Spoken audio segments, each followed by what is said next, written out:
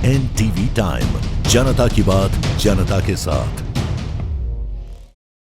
India's got latent के हालिया एपिडेंट जैसी प्रतिष्ठित मंच पर इस तरह के बयान आने से कार्यक्रम की प्रतिष्ठा पर सवाल उठने लगे हैं। ये घटना एक चेतावनी भी देती है कि हमें ये समझने की आवश्यकता है कि सार्वजनिक मंचों पर किस तरह के बर्ताव और भाषा का इस्तेमाल किया जा सकता है। समाज में ऐसी बातें अस्वीकार्य मानी जाती है और ये जरूरी है कि हम एक दूसरे का सम्मान करें और इस प्रकार के संवेदनशील मुद्दों से बचें। दरअसल पूरा मामला जुड़ा है रणबीर इलाहाबादिया के सवाल से। रणबीर इलाहाबादिया ने हाल ही के इंडियाज गॉट लेटेंट में एक कंटेस्टेंट से एक ऐसा सवाल पूछ लिया जो मनुष्य प्रवृत्ति के खिलाफ था। रणबीर इलाहाबादिया जो कि बड़े सेलिब्रिटीज के साथ पॉडकास्ट करते हैं, साथ ही धार्मिक गुरुओं के साथ भी अपने पॉडकास्ट शो करते हैं, उनकी असलियत और व्यक्तित्व के साथ ही उनकी मानसिकता भी इंडियाज गॉट लेटेंट शो पर बाहर निकल कर आ गई। जिस तरह से वे अपने आप को प्रदर्शित करते आ रहे थे, शो में बैठे अन्य लोग भी उनके सवाल पर ठहाके लहाके रह गए। किसी को भी अपने माता पिता के सम्मान में इस बारे में ख्याल नहीं आया कि ये किस तरह की पशुवत बातें कही जा रही है। धर्म और संस्कृति पर मात्र पॉडकास्ट कर लेने से अपने विचारों को पवित्र नहीं किया जा सकता। इनकी अश्लील सोच देश की नस्ल को खोखला कर संस्कृति को धीरे धीरे दूषित करिए। देश के भविष्य और बच्चों के संस्कार को ऐसे लोग दीमक की तरह पॉडकास्ट पर वो टेलीकास्ट हो रहा है पूरे सोशल मीडिया पे, which is very offensive actually on social media. देखिए, मुझे भी इसकी जानकारी मिली है, मैंने अभी तक उसको फर्स्ट हैंड देखा नहीं है, लेकिन बहुत भद्दे तरीके से कुछ चीजों को कहा गया है, प्रेजेंट किया गया है, ऐसा मुझे भी पता चला है, जो बिल्कुल गलत है। फ्रीडम ऑफ स्पीच सभी को है, लेकिन हमारी फ्रीडम वहाँ समाप्त हो जाती है जब हम किसी और के फ्रीडम पर इंक्रोच करते हैं, और इस प्रकार का इंक्रोचमेंट ठीक नहीं है। मुझे ऐसा लगता है कि अभिव्यक्ति इसकी भी कोई मर्यादाएं है।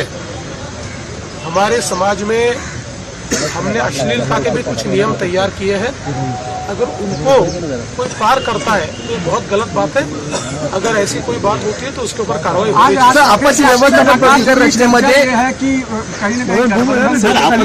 चाहिए। अभी कुछ दिन पहले उनको प्रधानमंत्री से पुरस्कार भी मिला है, सम्मान मिला है, तो उसका मान रखने के लिए कम से कम उनको इस तरह का स्टेटमेंट नहीं देना था, क्योंकि प्रधानमंत्री जी खुद जब भारतीय संस्कृति की बात करते हैं तो ऐसे करके एक पवित्र रिश्ते में माँ बाप और बच्चों का जो रिश्ता होता है हमारे भारतीय संस्कृति में इतना पवित्र रिश्ता होता है, उस रिश्ते को लेकर इस तरह की गंदी बातें कहना कहीं से भी जायज़ नहीं है। इस पर कड़ा एक्शन होना चाहिए।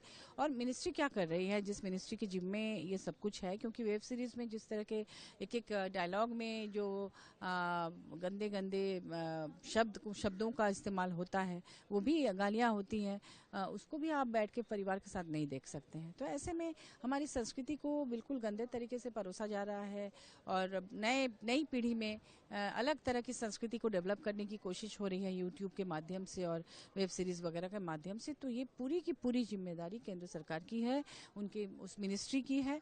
तो हम उन्हीं से सवाल करेंगे कि मिनिस्ट्री क्या कर रहा है।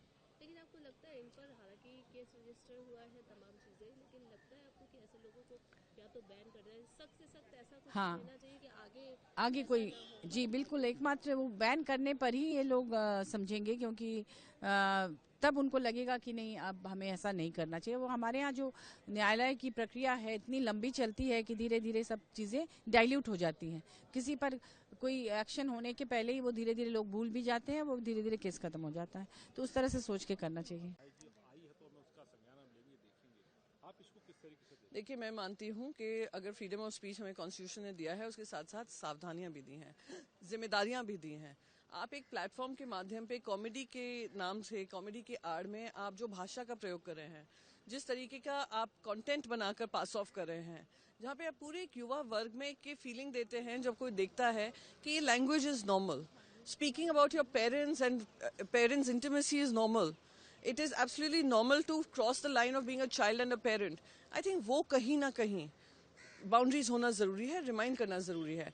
और जो कम्युनिटी गाइडलाइंस आती हैं इस प्लेटफॉर्म में, usually the community guidelines are followed by what where they are registered, तो वो भी community guidelines keeping in mind the sensitivity and constitutional morality that is their responsibility, ये करनी पड़ेगी। मैं ये तो आईटी कमेटी में मैं इस मुद्दे को उठाने ही वाली हूँ। पार्लियामेंट स्टैंडिंग कमेटी में आप कह रही हैं उठाएंगे इस चीज़ को, और क्या आपको लगता है कि सोशल मीडिया प्लेटफॉर्म्स की भी जिम्मेदारी है? देखिए, सबसे पहले तो जिम्मेदारी उनकी होती है जो इन सोशल मीडिया प्लेटफॉर्म्स का इस्तेमाल कर रहे हैं, और अगर इररिस्पॉन्सिबली कर रहे हैं तो कार्रवाई उन पे भी होनी चाहिए। साथ ही साथ प्लेटफॉर्म्स को ये समझना होगा कि you can not just be making profit out of us.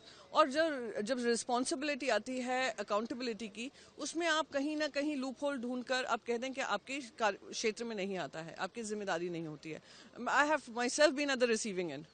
जो स्लैंडर कैंपेन्स चलते हैं, यूट्यूब पे कोई वीडियो बना देता है और फिर वो दूसरे पिकअप कर करके और उसको बढ़ाते हैं, और यूट्यूब अपना हाथ पीछे कर लेती है कि नहीं, हमारे कम्युनिटी गाइडलाइंस को नहीं वायलेट करा है।